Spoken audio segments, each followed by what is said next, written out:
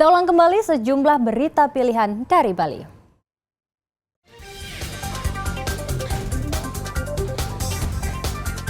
Sebuah rumah di Kelurahan Noloan Timur, Kecamatan Negara Jembrana, ludes terbakar.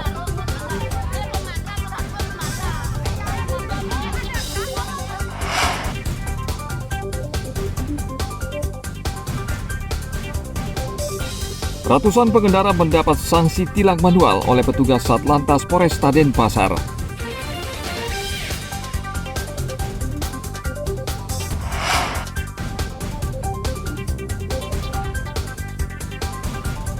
Mencicipi bubur beras merah bumbu rempah di sebuah warung di Jatiluwih, Tabanan.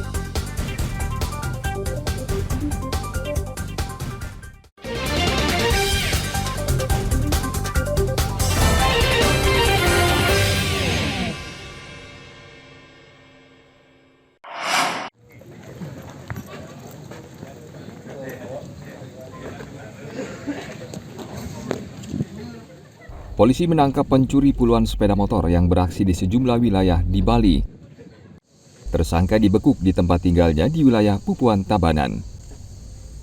Kasus ini terungkap setelah salah satu korban asal Desa Baluk dan Desa Brambang melaporkan kehilangan motor. Adalah menggunakan beberapa kunci. Dia memiliki kunci yang berbeda-beda. Dan yang menjadi sasaran adalah juga termasuk yang kunci nyantol yang di TKP.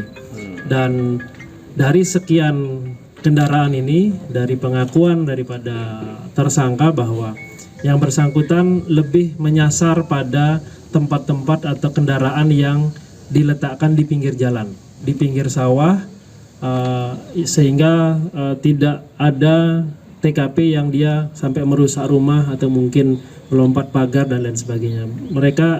Pelaku ini menyasar yang ada di pinggir-pinggir jalan. Jadi mayoritas dari kendaraan yang kita temukan ini mayoritas kuncinya masih ada nyantol. Kemudian dia juga memiliki beberapa stok kunci yang dia secara acak dia mencoba-coba kendaraan yang ada di pinggir jalan untuk dia bawa kabur. Dalam kasus ini, polisi menyita sebanyak 28 sepeda motor hasil curian. Tersangka menjual motor curian seharga 1,5 juta rupiah per buah. Tersangka dijerat pasal 362 KUHP tentang pencurian dengan ancaman pidana 5 tahun penjara. Polisi mengimbau masyarakat agar tidak memarkir motor di pinggir jalan dengan kunci tertinggal. Tim liputan melaporkan dari Kabupaten Jembrana.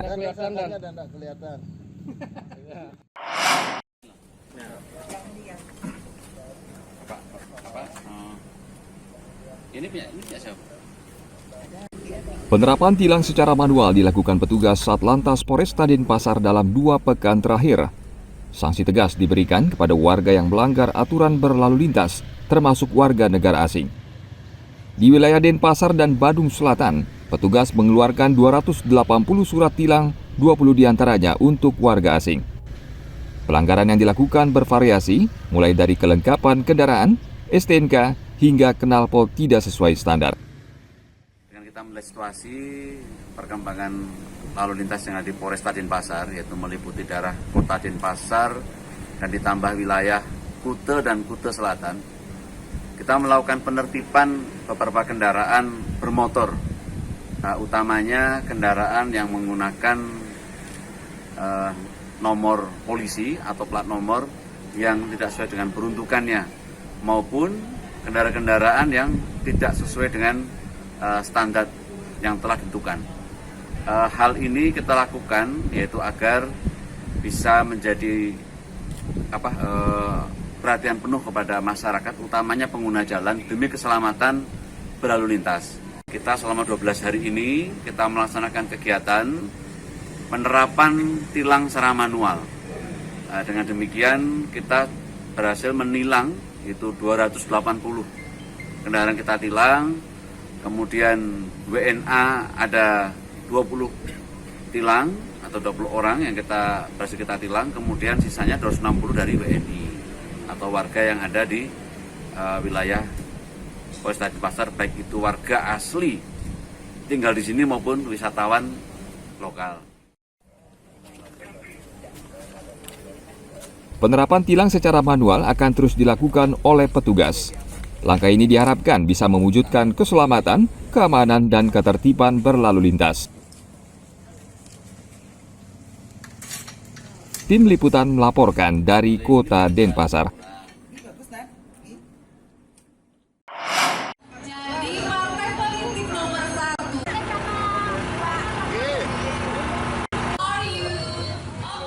Putusan Pengadilan Negeri Jakarta Pusat yang meminta pemilu 2024 ditunda tidak mengganggu aktivitas KPU Bali. Hingga saat ini KPU Bali masih melaksanakan sejumlah agenda tahapan pemilu 2024. Keputusan yang memerintahkan KPU menunda pemilu selama 2 tahun dinilai belum berkekuatan hukum tetap. Putusan pengadilan ya kita wajib ikuti, tapi kita banding. Artinya apa? Tidak mengikat lagi ke kita. Sebenarnya kita bisa jalan, ya, dan kita akan melakukan kajian-kajian, teman-teman sekalian, ya, terhadap beberapa hal. Kemudian untuk KPU daerah sendiri terkait dengan putusan PN nggak ada pengaruhnya, ya, karena kami kan menjalankan aturan yang ada. Sampai saat ini tidak ada yang berubah, ya. Dengan kita banding itu kan berarti belum ningkrah, jadi tidak mengikat.